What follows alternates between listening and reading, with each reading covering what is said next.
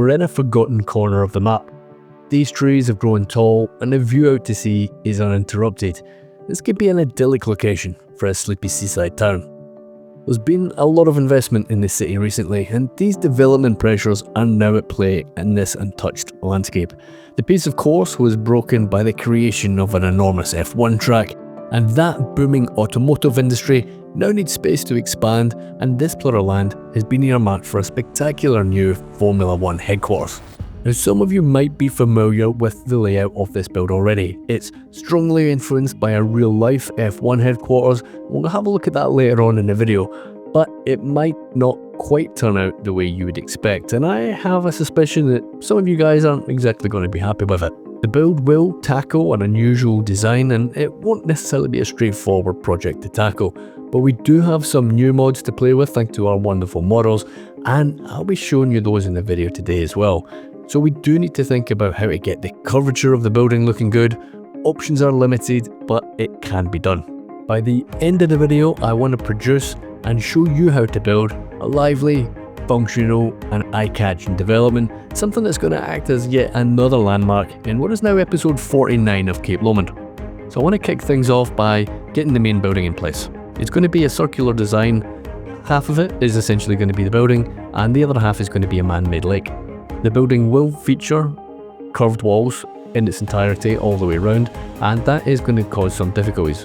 There are really limited options when we try and create curved buildings in this game, and we essentially got to work with the tools that we have at our disposal. For that reason, I'm going to be using the road tools, and that's really going to work as a bit of an outline for the actual structure itself. It's not a perfect solution, but I think that we can make it work, and I reckon by using the elevated sections, stripping back all the little bits and pieces that we don't need here, like the pillars and the lampposts, we should be left with at least an outline of a structure that we're going to be able to essentially fill in. So let's just have a quick look and see how that looks from the ground floor and get rid of those pillars. Definitely don't need them.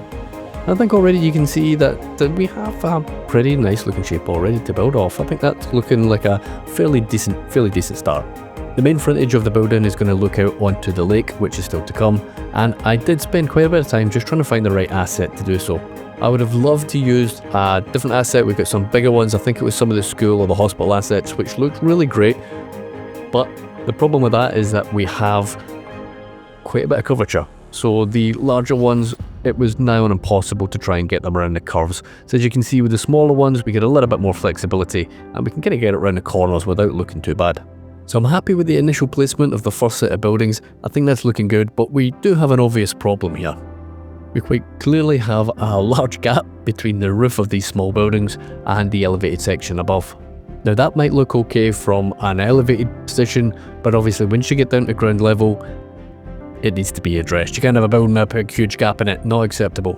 So to remedy that particular problem, I'm going to use Ctrl+C, I'm going to use the filter so we can just grab the building assets. Perfect. And then we'll grab move it here again, just using the building assets, get it elevated. I'm going to try and stack it and basically give the impression that this is like a two-story building.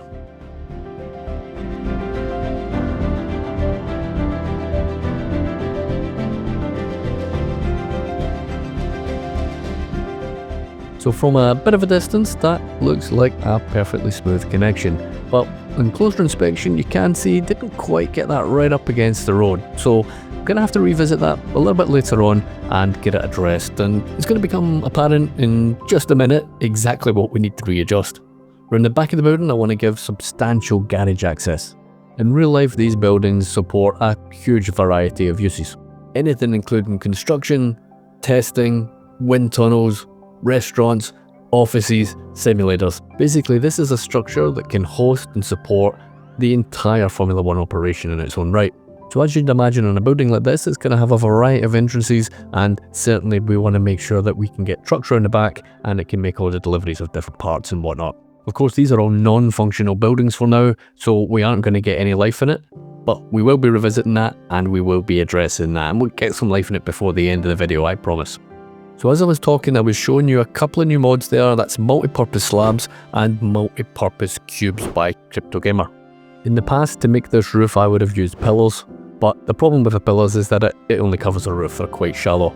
The great thing about these slabs and these cubes is that they have depth, they have height to them as well. So not only are you creating the roof, you're actually creating the walls beside it as well.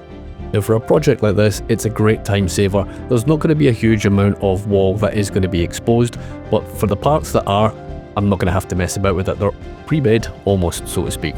Now I was busy making a complete hash of that. I was busy putting them in one by one. And then I remembered I can just use the line tool. So once I remembered that, these slotted into place really quick. Now I am excited with these mods. I think in terms of making infrastructure projects, you know, really big ones, big concrete monoliths, it's going to be an awful lot of fun to get stuck in and creating something cool with them. Now you're not going to be using these things in every build. Any sort of small scale construction, you're probably not going to be going anywhere near them. For those larger construction projects, however, these things are going to be absolutely invaluable. So if you want to check them out once you're done watching the video, I'll leave the links in the description below.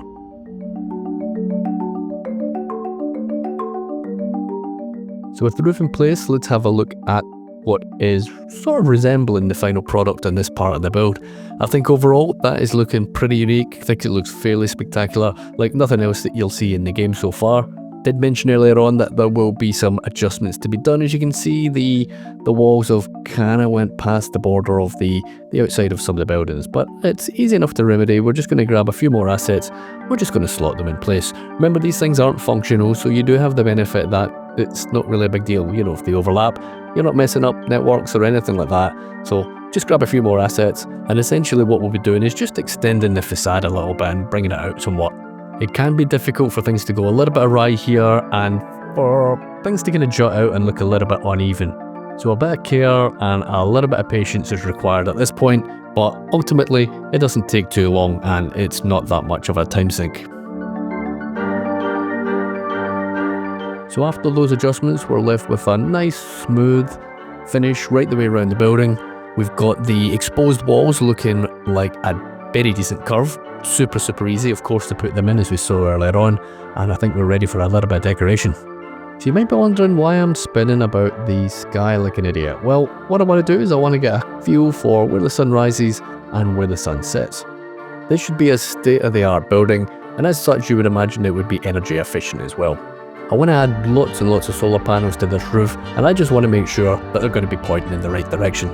So we've got quite a few props to choose from here on Find It, and I want to basically pick the one that's the best fit. I think it's too small, you're just not going to see it. If it's too big, then it'll look a bit out of place. I think in fact these were the biggest ones, short of putting a whole energy plant, a whole solar power field on the roof, which would have been maybe a little bit excessive. So we're going to avoid that, but instead what we're going to be doing is we're just going to be drawing out a little bit of a frame. The frame will just give me a visual point of reference to try and put these things out in a bit of a grid pattern within the roof itself. I've got the artistic talent of a 5-year-old chimpanzee, so this definitely helps me. Not required. If you've got a good eye and a steady hand, you can basically do this without it, but I will take every bit of help that I can get.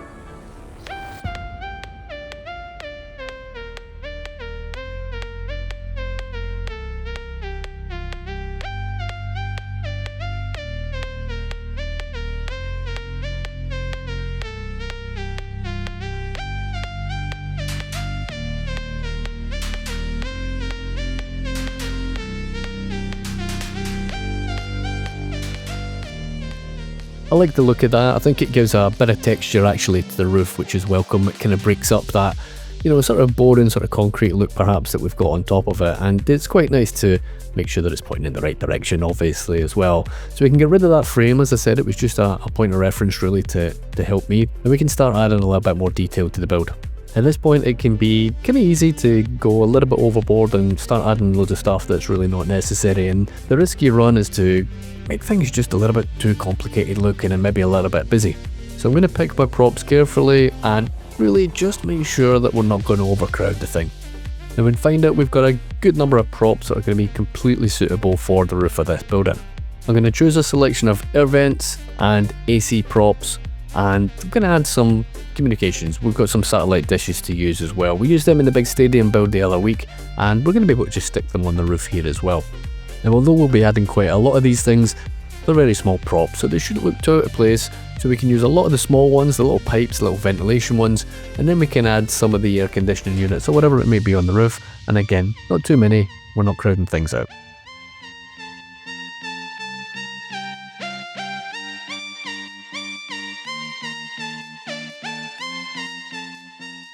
After a little bit of consideration, I decided to readjust the positioning of the building.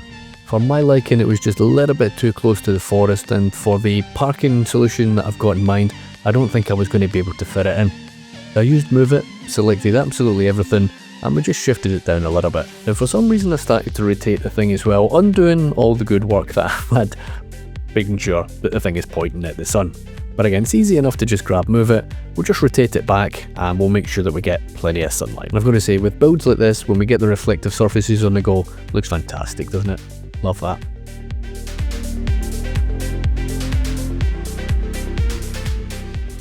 So with the outline of the first building put in place, it's probably time to talk about the inspiration for the build today.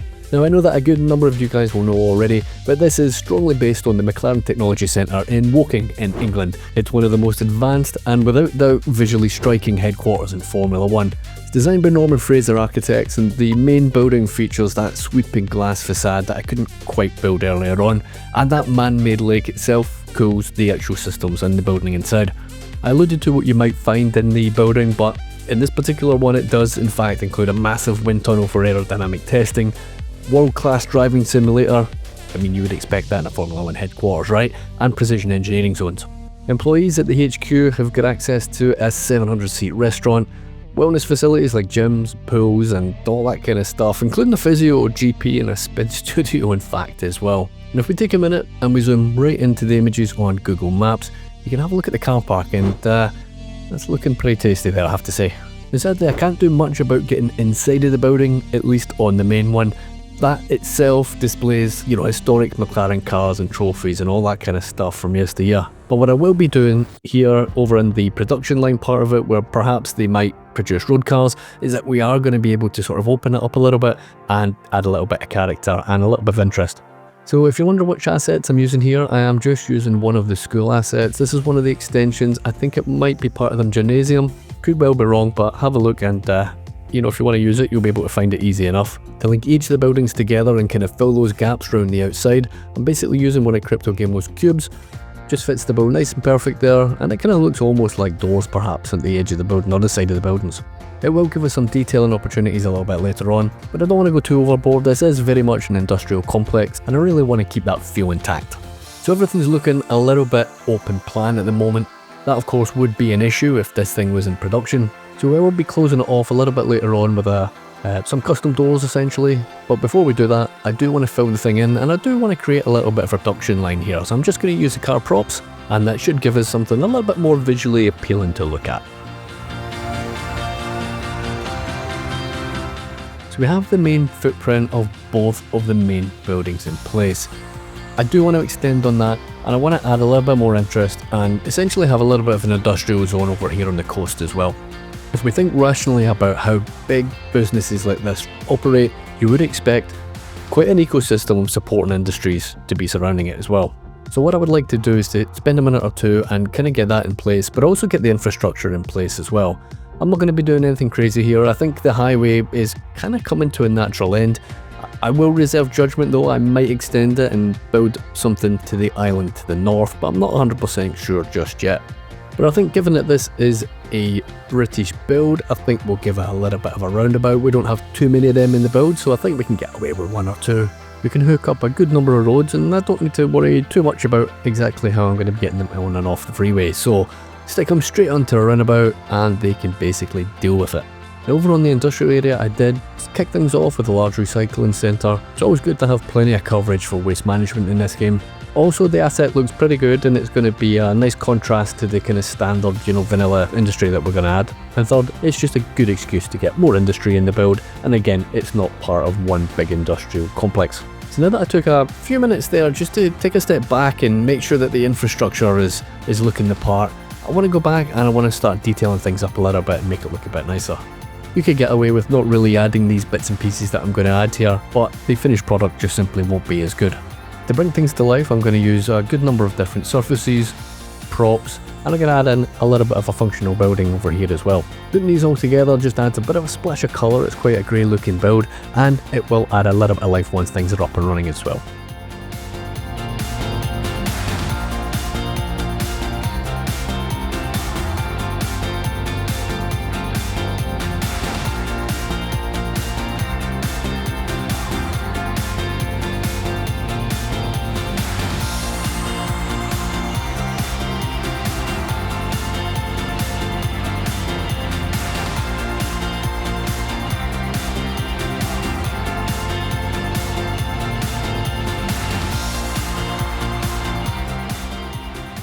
So we've got an interesting looking little courtyard there, or yard at the side of the building. Now it's time to turn our attention to the front. Now this bit's going to be a little bit controversial.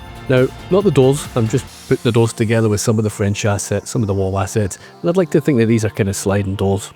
But perhaps the controversial part is going to be the decoration for the factory itself. Now of course this is based on the McLaren F1 HQ, and I'm gonna guess that we've got a few happy McLaren fans on the video today. However, I am sorry to disappoint you, I am going to in fact deck it out in Ferrari colours. With Charles Leclerc here, and I am going to replace that Audi with a Ferrari F40.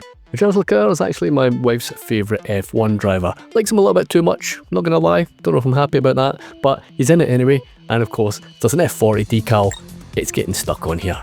All of these decals are by Harrison. These are part of the Cars Pack Billboard, back on PDX, but he's also got some food and beverages one, and he's also got a shipping and cargo decal pack as well.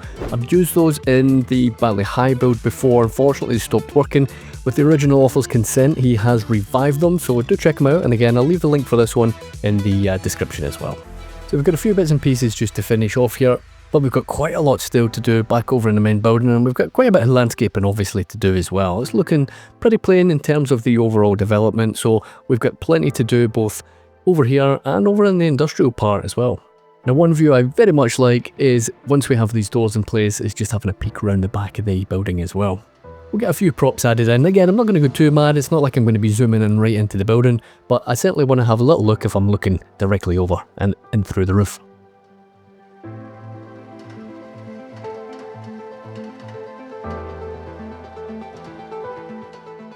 Now one of the most eye-catching elements of the design of this in the real-life one that you've had a look at earlier on is actually the parking layout around the building as well, and it kind of runs in sort of concurrent circles around it, or partial circles I guess anyway. To kick things off, I decided to just use little markers to kind of come out at a 90-degree angle, and I thought I would just hook them up. I reckon that would probably give me the best chance to try and get, well, as close to a perfect semicircle as possible. Not quite there, but it's good enough, it's close enough. As we get on in the build, I will be extending that out. I'm not necessarily going to be using the same technique. I think for the ones I can pretty much eyeball and we should be good to go. Now unfortunately my first choice of surface here, it looked good but it's not going to work. It's actually going to bleed through the road above, as you can see, and we just can't have that. So that was out. I tried to maybe use some decals instead. Now I did experiment with a few different decals and nothing really fit the build. They all look a little bit untidy, a little bit messy, and not really the look I'm going for with this, you know, super modern design and super modern build. So after a bit of experimentation, I decided just to put the surface back in again and just not cover the most inner road. Don't know if I'm 100% happy with it, but I couldn't really think of a decent solution other than, you know, putting a decal or a net lane perhaps on the bottom road. But in the end I just kept it vanilla and I'll run with that. We're going to use some custom parking here, of course. We're going to use the invisible road parking, and the nice thing about this is that obviously you have full control over exactly where it goes. The downside though is that it does take a little bit longer to decorate. So it's a bit more time on the build, and in fact it does take quite a long time putting the parking together. It's something that frankly I don't really bother too often with these days. It's just such a time sink, but if you've got something like this and it's such a big part of the build, then it's super important to put that time in, otherwise it's just not going to look anyway half as good. I did use the vanilla paths initially, but they didn't quite look the part. Colours didn't match, so we had to do a little bit of surface work on those as well. We'll just get them matched up with the rest of the asphalt, and I think that looks certainly much better. Now I do want to get the whole thing surfaced up with a little bit of a darker colour to contrast. However, the issue that we're going to have here is that it's going to be really difficult to try and get some decent curves on the outside. To get the whole thing surfaced up, I'm going to use some alley roads. These are simply just containers or markers, and I'm going to use that as long as I'm happy with the curves, essentially as a perimeter for the whole thing, and they should work quite well. So initially I decided to keep it quite light. I thought that might work quite well, but I think in the end there just wasn't quite enough contrast there. It does look nice, love those surfaces by Generic Lemons, they are really nice, especially up close. But I decided to just take out the roads and just pick a step back and see how it looked. In the end it was really clear that it just kind of stuck out a bit, it didn't look quite right. So get it swapped out for something a little bit darker, and I think we've got that popping there with the light colours of the paths and the actual parking spaces themselves up against that sort of brushed asphalt. Looks really nice. So we'll get some repeated trees in the go here. I'm just going to use apple trees, put these out by hand. It ended up a little bit easier than actually trying to get the curves, to be honest. It was a bit quicker.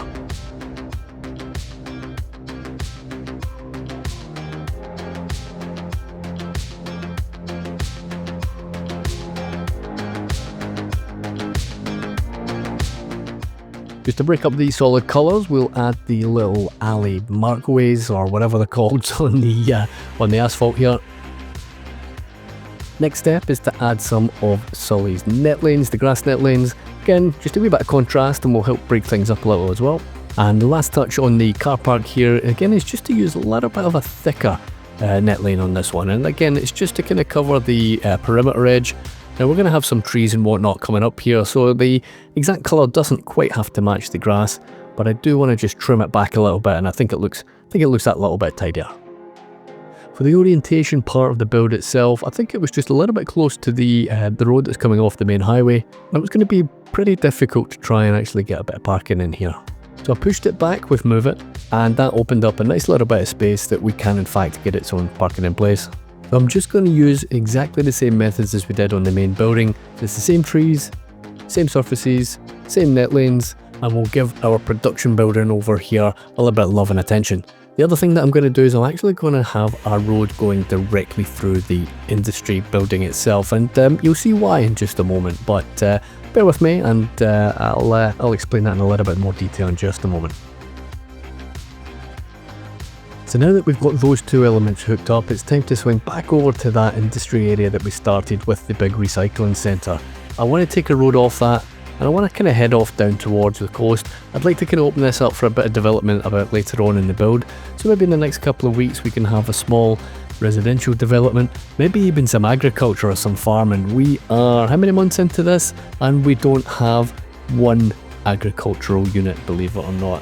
I've done it in other builds before, and I just couldn't come around to getting it done on this one. Probably something you would expect to see in episode 1, but you know, not around here. So we've got our industry growing in here, and I noticed that I put that down with anarchy, so we've got a ton of trees, and that absolutely needs to be tidied up. But as you can see, it's a pretty modest little industrial area that we have over there. Nothing too fancy, it's just going to fill a little bit of demand, and hopefully we'll get a bit of traffic on the go over here as well.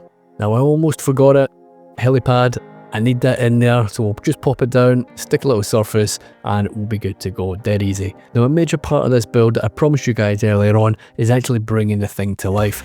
Now as you can see here, we've got some purple zoning within the actual building itself, and how I've managed to do that is using one of StarQ's new mods, and it's our modular zoning blocks. He's also got modular service blocks as well.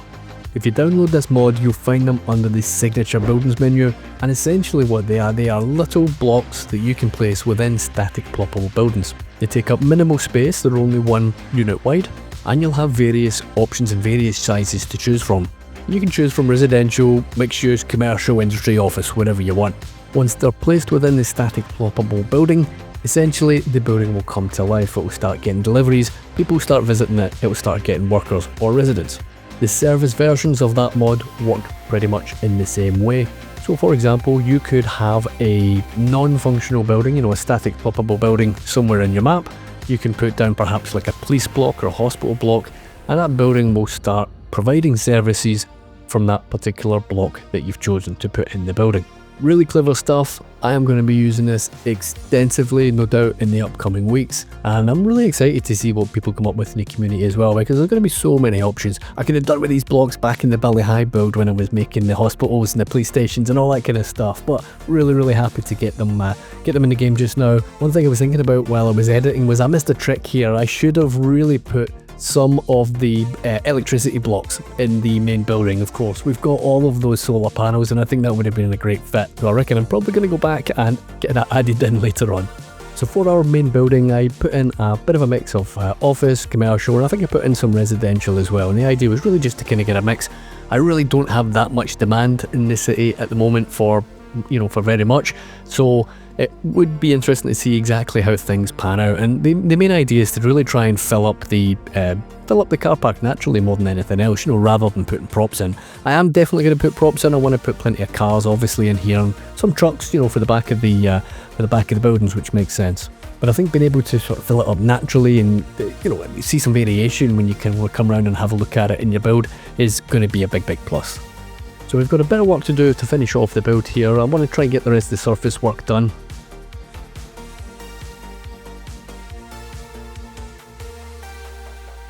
Around the service entrance of the main building, I am going to add some trucks here, and again, much to the upset of McLaren fans, again, I'm very sorry, but I'm going to paint these things red and make them into Ferrari colours.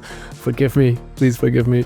And you can see now that we are starting to get some service vehicles around there. That was a trash truck, and again, there we go, we've got some life here, we've got some people walking in, we've got some cars coming in, and we've got the first of them making an appearance, so that's pretty exciting to see actually.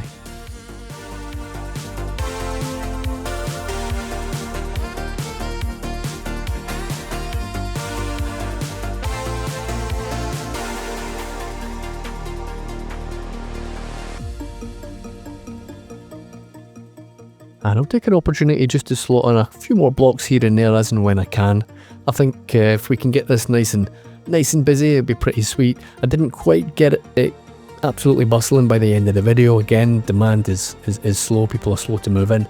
But I can assure you, by the time I let it run on a bit, after recording, we got quite a bit of life in there. In terms of decoration, I wanted to really tidy things up a little bit. I think adding a bit more dense forest was fine. I think it makes sense, and again, we kind of showed it from the highway. But one thing I didn't want to do is to go overboard too much around the roundabout, so I wanted to kind of clear that out a little bit, and I'm just going to use some of the younger trees, and it gives maybe a little bit better visibility over on the roundabout. Just to differentiate things a little bit from the vanilla, I'm going to use some surfaces on the grass. I'd like to think that the grass is maybe a little bit more manicured. I don't think it actually is in the real life one, but I think it's worth taking the time just to make things a little bit different, and it adds that little bit of something special in the build, I guess, doesn't it? So let's just quickly get a couple of landscaping bits and pieces done here.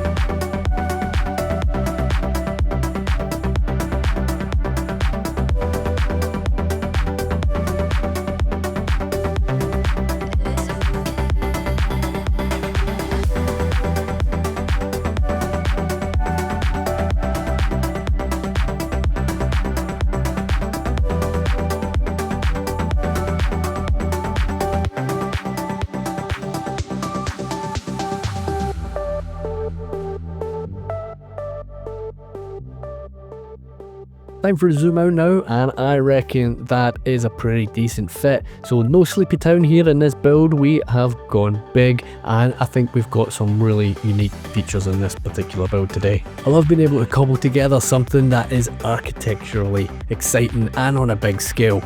You guys need to tell me what you think of the Ferrari makeover. I know there are going to be some triggered people in the comments, but it might be a popular one, I don't know. But do let me know what your thoughts are on that one. Now, as you can see, there are cars coming, we have got life here already, but I am really excited to see just exactly how much is going to come as our demand sort of increases. And I really want to see some activity in this factory as well. Now that you've seen how I've injected life into an otherwise dead building structure in today's video, what have I told you there are other ways to achieve the same result? Check out this video where I use an alternative technique to inject life into one of my biggest ever projects.